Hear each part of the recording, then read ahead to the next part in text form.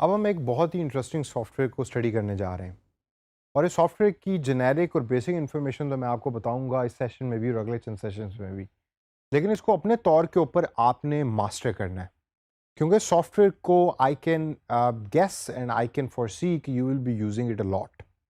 मैं अपने तमाम ऑनलाइन बिजनेसेस, टेक वेबसाइट्स को इस सॉफ्टवेयर के ऊपर डेवलप करवा रहा हूँ और इसको रेगुलरली यूज़ कर रहा हूँ। मैं समझता हूँ कि this is a very powerful platform in order to create online stores as well as websites and blogs to.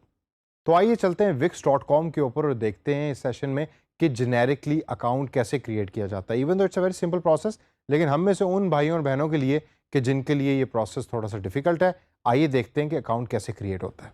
सबसे पहले गूगल में आप टाइप कीजिए wix.com और उसको सर्च करें और सर्च करने के साथ आपको टॉप पे ही उसका डायरेक्ट लिंक मिल जाएगा। You click on the website link और जब आप वेबसाइट के मेन पेज पे पहुंचें तो अगर आपके पास अकाउंट है तो you click on sign in button, otherwise you can click on this get started button also. जब आप गेट स्टार्टेड के बटन पे क्लिक करेंगे तो आप देखेंगे कि आपके सामने एक तो ऑप्शन आ रही है कि you can use your email address and password if you already have an account. Otherwise you can also log in through a Facebook as well as Google account. अक्सर वेबसाइट्स जो है वो अब आपको डायरेक्ट फेसबुक के through log in करने की option देती हैं, और वो जो झंझट हुआ करता था कि आप अपना नाम लिखें और ईमेल एड्रेस लिखें और पासवर्ड लिखें, वो तमाम चीज़ें जो है वो अब ओवरकम हो गई हैं by just one click once you click on this connect through Facebook. तो मैं इस सेशन को कंप्लीट करने के लिए जो मेरा फेसबुक अकाउंट है उसी के थ्रू wix.com में लॉगिन करूंगा और लॉगिन करने के बाद आपको जेनेरिक अकाउंट सेटिंग्स बताऊंगा कि वो कहाँ पाई जाती हैं और उसमें क्या क्या चीज़ ऐसी है जो आपने चेंज करनी है।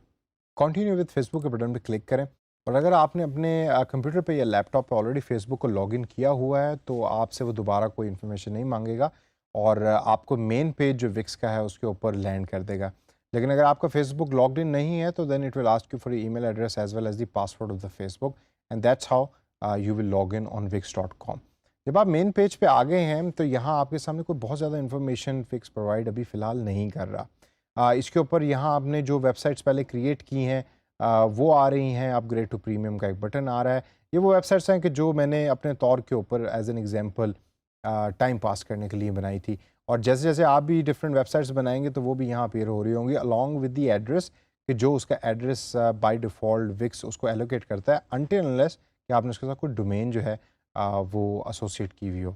अब वेबसाइट को बनाना तो हम अगले सेशन में सीखेंगे, लेकिन यहाँ आप अगर राइट साइड टॉप के ऊपर देखें तो आपको अपनी प्रोफाइल पिक्चर नज़र आ रही होगी और बहुत ज़रूरी है कि you click on account settings and you see कि क्या कोई ऐसी सेटिंग है जो आपको यहाँ चेंज करने की ज़रूरत है। अगर आप विक्स लॉगिन कर रहे हैं थ्रू योर गूगल अकाउंट, वो भी बड़ा सिंपल है। Once you click on that continue with Google button, वो आपसे अपना जीमेल अकाउंट मांगेगा और उसका पासवर्ड मांगेगा and same exactly just like that वो आपको लॉगिन कर देगा wix.com के अंदर। लेकिन अकाउंट सेटिंग्स के अंदर जब आप लॉगिन होंगे तो आपने देखना है कि कोई ऐसी ऑप्शन या कोई ऐसी इन्फॉर्मेशन है कि जो मिसिंग है या उसको आपको चेंज करने की ज़रूरत है। हो सकता है जब आप अकाउंट सेटिंग्स पे पहली दफ़ा क्लिक करें तो वो आपसे कहे कि you need to enter the password in order to log in into wix.com, even though आप ऑलरेडी लॉग्ड इन है। उसकी वजह है कि wix.com अक्सर आपको सजेस्ट ये करता है कि आप अपना पासवर्ड डिफरेंट रखें, जो आपका जीमेल अकाउंट का पासवर्ड है या आपके जो फेसबुक का पासवर्ड है उसके थ्रू। आप अकाउंट सेटिंग्स के इस पेज को थॉरली देखें, कोई ज़्यादा ऑप्शंस या नहीं है, लेकिन इसमें देखें कि आपने कोई चीज़ चेंज तो नहीं करनी, क्योंकि अक्सर होता ये है कि आप